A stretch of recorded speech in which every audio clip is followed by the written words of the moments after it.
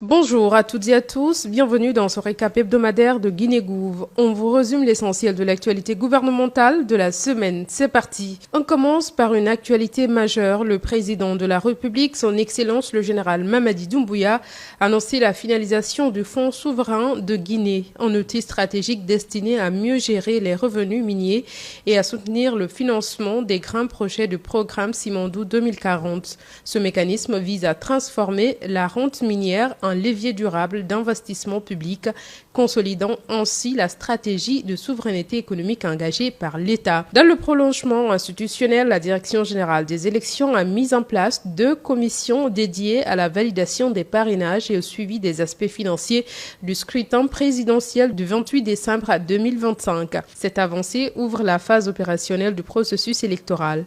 Parallèlement, les Nations Unies ont confirmé leur accompagnement à la Guinée, saluant les progrès réalisés dans la consolidation institutionnelle et la stabilité politique du pays. Dans le même ordre d'idées, la Direction générale des élections a enregistré 66 déclarations de candidature pour la présidentielle du 28 décembre 2025, dont 50 partis politiques et 16 indépendants.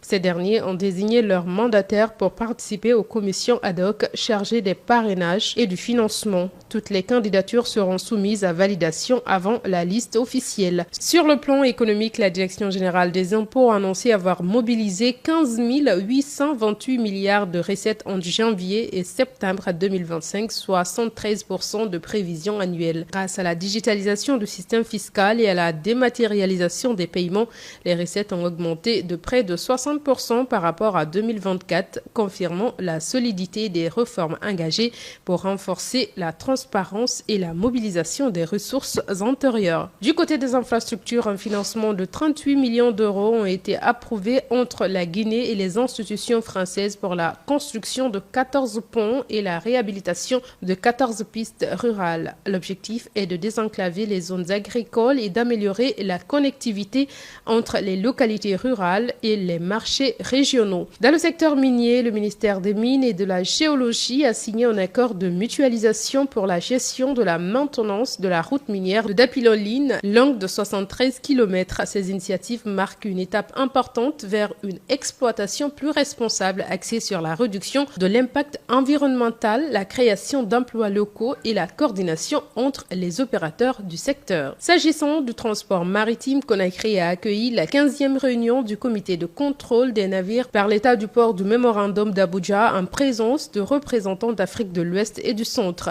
Les échanges ont porté sur la sécurité maritime, la protection de l'environnement et la coordination régionale des inspections